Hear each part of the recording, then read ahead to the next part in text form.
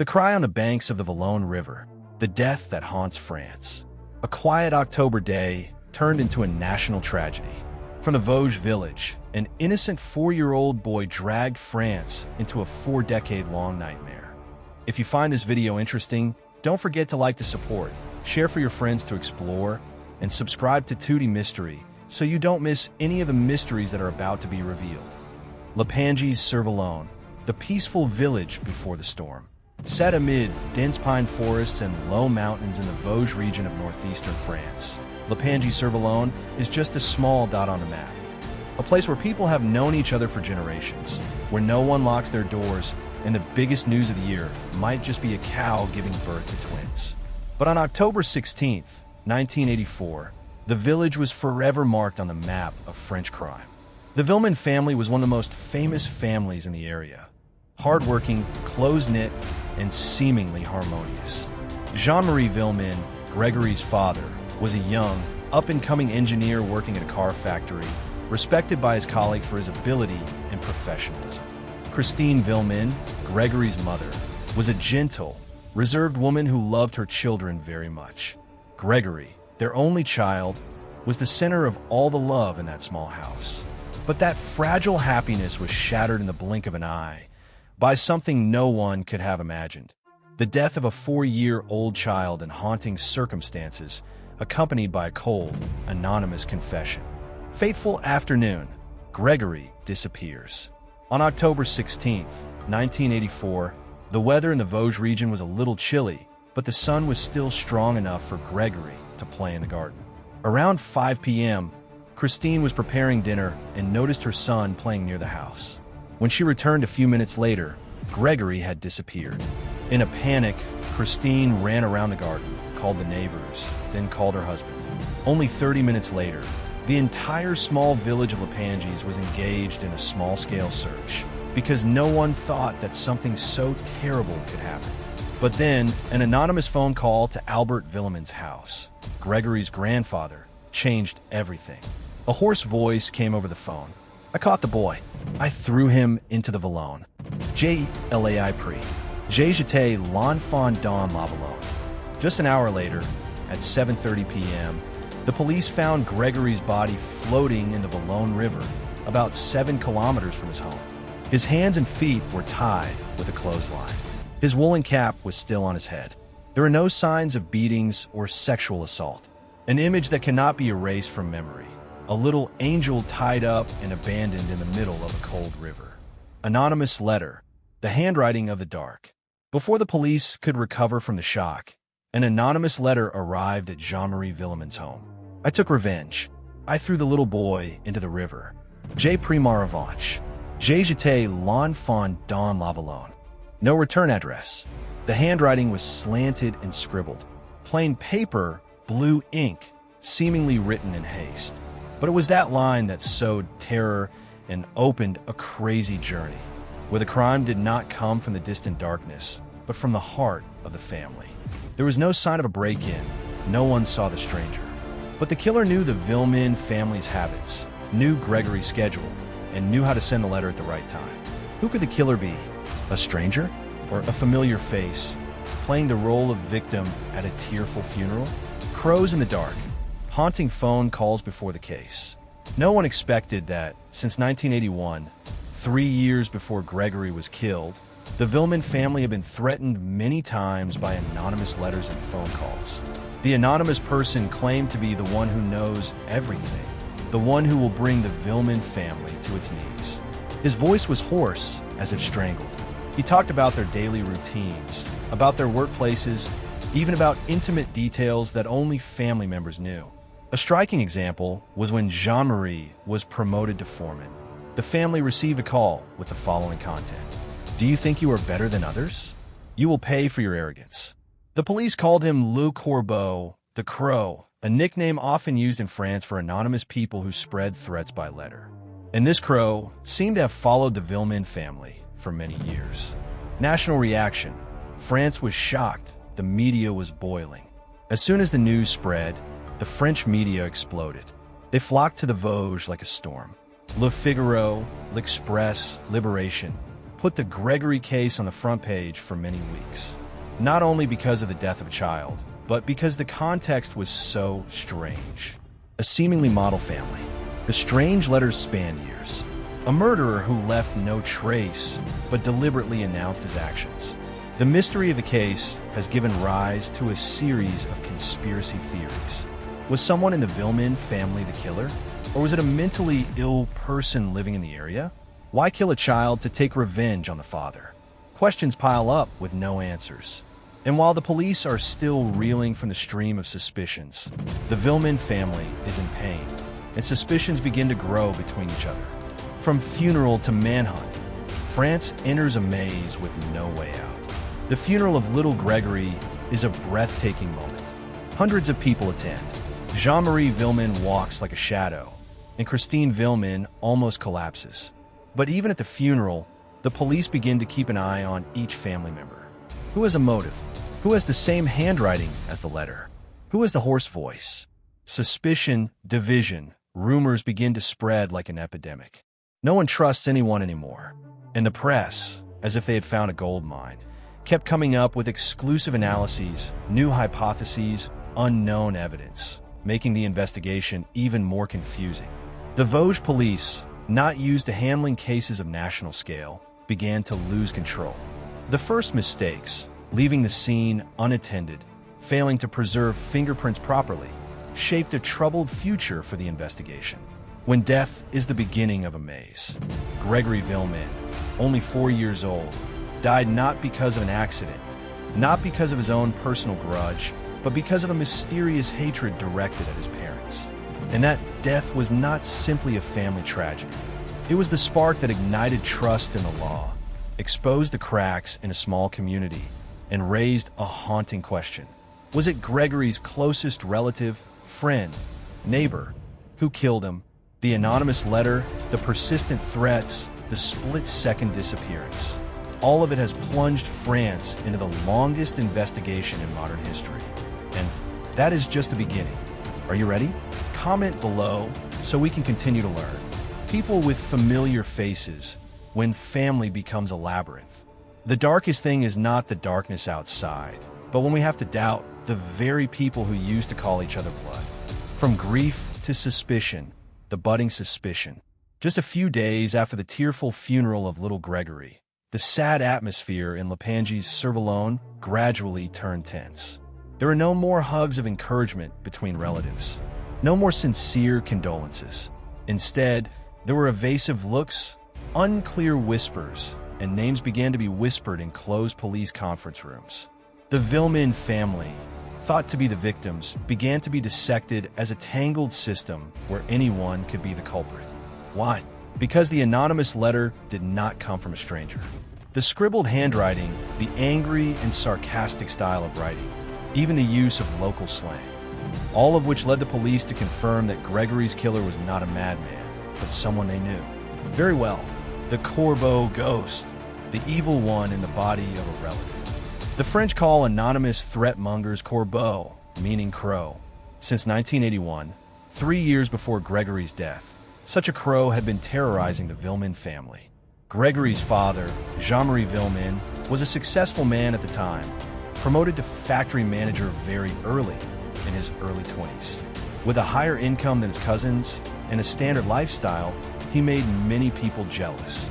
And it seemed that the crow was the embodiment of that jealousy. For more than 3 years, Jean-Marie and Christine received dozens of anonymous phone calls from the same hoarse male voice. I know everything. I will destroy your happiness. He knew Christine was pregnant. He knew what time Jean-Marie left for work. He knew details that only family members knew. At first, they thought it was a cruel joke. But when the threats were directed at Gregory, fear reached its peak. The net of suspicion tightened. Cousin? Brother? Sister-in-law? After the letter with the confession, I took revenge. I threw it in the river. The police decided to check all relatives in the Villemin family. The initial list of suspects included more than 20 people, all with hidden motives: jealousy, property disputes, envy of Jean-Marie's success. The first focus was Bernard Laroche, Jean-Marie's cousin. He had worked at the same factory, but was fired while Jean-Marie was promoted. The police discovered that Bernard's wife, Muriel Ball, a 15-year-old girl, had initially claimed that Bernard had picked Gregory up in his car that afternoon. But a few days later, Muriel suddenly retracted her statement, saying she had been coerced. Her family also forced her to keep quiet. Truth or lie? No one knows. But Bernard LaRoche was officially announced as the first suspect. And then, just a few months later, Grégory Villemin shot Bernard dead with a shotgun. In a moment of uncontrollable rage, he became a murderer. The father who had lost his son now became the one facing prison. Broken trust when family becomes a battlefield. No one could have imagined that after the death of little Gregory, the Villemin family would enter such a long and brutal civil war. Gregory's grandmother had sided with her son Jean-Marie, but after the death of Bernard LaRoche, her nephew, she completely switched sides. The siblings no longer saw eye to eye. Those who grew up together now denounced, slandered, and exposed each other in the newspapers. The law became powerless before a family maze full of suspicion, with conflicting testimonies, confusing memories, and deep, irreparable pain. The arrival of the handwriting expert and the dramatic twist. In 1985, the police invited a famous handwriting analyst, Gerard Guichard, to compare dozens of anonymous letters sent between 1981 and 1984. After weeks of analyzing each handwriting, he came to a shocking conclusion. Christine Villemin, Gregory's mother, had a handwriting very similar to the letter writer. And so, the pregnant woman with her second child, the mother who cried over her child's body, was arrested for child murder. The public exploded. The press described Christine as a cold-blooded woman who killed her child because of her mental instability.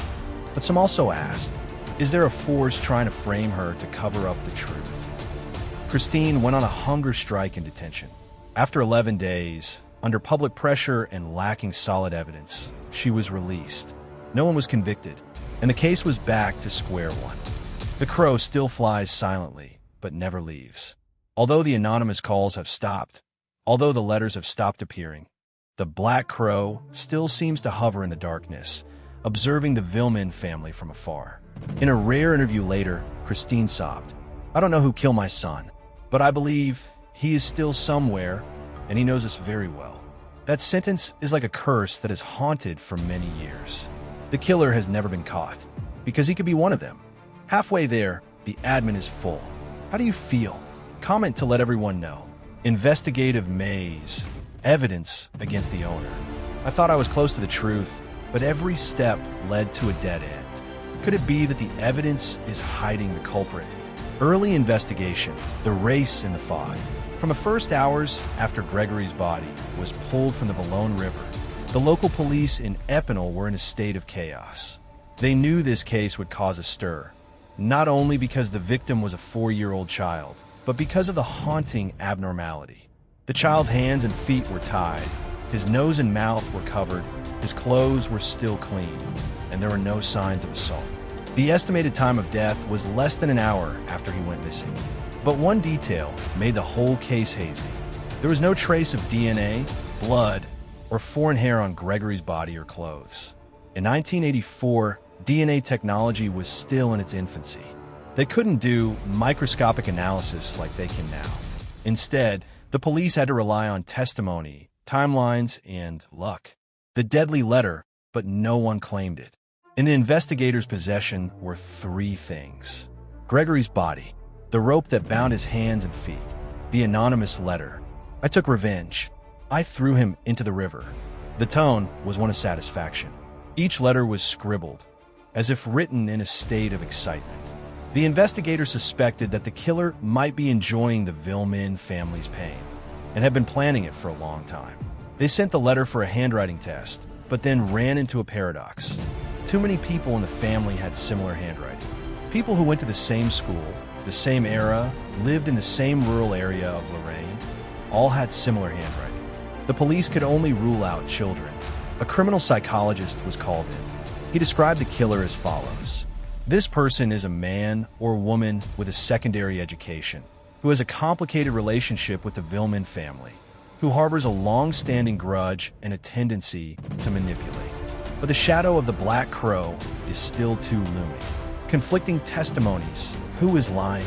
The testimony of little Muriel Ball, Bernard Laroche's sister-in-law, once turned the whole investigation around. Initially, Muriel said that she drove with Laroche to pick up Gregory on the fateful afternoon. She described the route, how Laroche called Gregory, and even how the child did not resist being led. But 3 days later, under pressure from her family and possibly threats, Muriel recanted her entire statement, claiming she had been forced to lie. The big question was, why would a minor give such a detailed statement if she had not seen it herself? But French law at the time did not allow for the coercion of a minor without a guardian. The police were criticized for their methods. The court could not use the testimony as evidence against Laroche. And then, all efforts to solve the case stalled when Grégory Villemin killed Laroche. The theoretical trap, when hypotheses lead the investigation. One of the major mistakes of the investigation was focusing too narrowly on relatives and ignoring other possibilities. The police believed that the killer could not have been a stranger because Gregory did not cry when he was taken away. The killer had a good knowledge of the family's habits, from the schedule to the way they communicated. The careful tying of the child suggests that the killer intended to create a clean crime scene. This led them to completely rule out other possibilities, such as a person in the community with a mental illness who maintained a normal appearance, an individual who had been indirectly harmed by the Villemin family, an outsider acting on the myth of the Black Crow. And so, the investigation fell into a maze of assumptions that they themselves had created. There was no way out. The media's fault, the public's verdict. When Christine Villemin was arrested on suspicion of being the author of the anonymous letter, the French press almost immediately turned her into a cold-blooded murderer mother. Several newspapers describe her cold face and lack of tears at the funeral as signs of mental abnormality. Some reporters exploited her past education, her time at home after giving birth, to prove that Christine had enough time, motive, and intelligence to plan the murder of her child. Although there was no physical evidence of her involvement in the case, the public already condemned her in their hearts. Years later, a judge declared, "I believe that the biggest mistake of the investigation was to let the media lead public opinion, and public opinion led the investigation agency." Small clues overlooked. Throughout the investigation, some strange details appeared, but were overlooked. Unusual footprints near the riverbank, not matching anyone in the family. An unofficial report said that someone saw a middle-aged man walking through the woods near the river, carrying something that looked like a cloth bundle. Another letter, sent to the court in 1985, said, "You're looking in the wrong direction. The boy's killer was not named Villemin." Those details were never fully investigated. All efforts were sucked into a spiral of internal family suspicion. A cursed case? Judges, journalists, and police officers quit because they were so obsessed with the case. Some became mentally ill. One committed suicide. People began calling it the cursed case. Every time it seemed like there was going to be a breakthrough, there was a death, a recanted testimony, a witness disappeared. The Villemin family was torn apart. The children grew up with the hatred of the adults. The memory of Gregory became an inescapable shadow. Reinvestigations and DNA, the lost light. Science opens up hope, but that light reveals new darkness. The emergence of DNA technology, the first light. In the 1990s, DNA analysis technology began to be widely applied in criminal cases. With the Gregory case, this was the hope to break the mystery that had lasted for more than a decade. For the first time, forensic experts extracted samples from the scene, clothes, and even the anonymous letter. However, the results were not as expected. The DNA sample obtained was a complex mixture with traces of many people. Gregory's DNA was confirmed, but other samples were unclear, unable to identify the individual. The DNA sample from the letter also did not match any member of the Villemin family. The police were once again caught in a vicious circle when modern science could not solve the case they had believed in. The 2000 reinvestigation, opportunity, and disappointment. In 2000, under pressure from the public and the Villemin family, a large-scale reinvestigation was opened. Investigators decided to review all the evidence with the latest DNA analysis technology.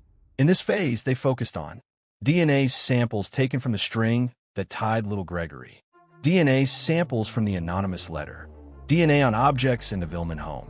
Some DNA samples that had not been tested before were identified as belonging to an unidentified man, not a member of the family. This was the first time there were signs of the presence of an outside suspect. However, this potential suspect was quickly ruled out due to insufficient evidence related to the case. Protracted legal battles, tears, and hope. The Villemin family, especially Jean-Marie and Christine, have been pressing the investigators to clear up the case. But complicated legal procedures, conflicts between agencies, and repeated changes in investigative personnel have delayed progress. In 2008, a new judge was appointed who wanted to change the approach. He proposed using the latest generation of DNA analysis technology, hoping to unearth forgotten clues. However, the technology was also limited by the quality of old and contaminated samples. Collecting relatively fresh DNA from the scene was no longer feasible. 4. When old questions resurface.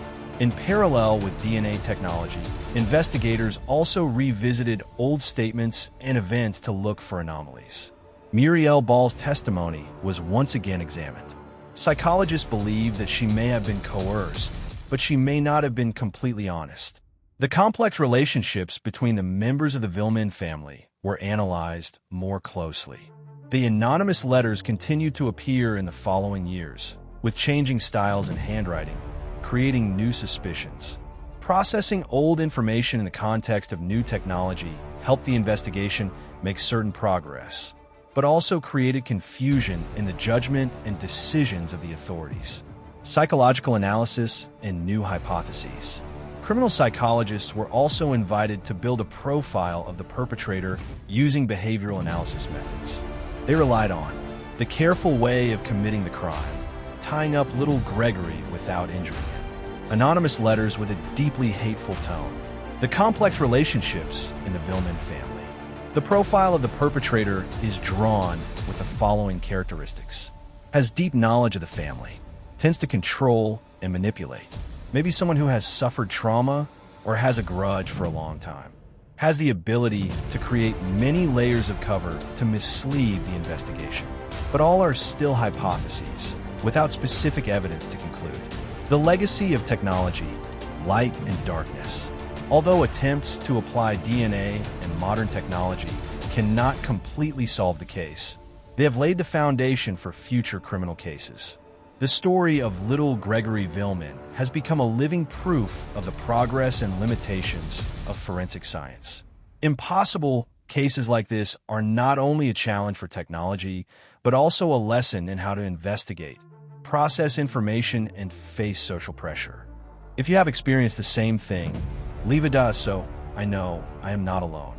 Eternal darkness, unsolved mysteries. Although many years have passed, the Vologne River still flows silently, carrying with it questions that have never been answered. The unfinished case, the lasting haunting.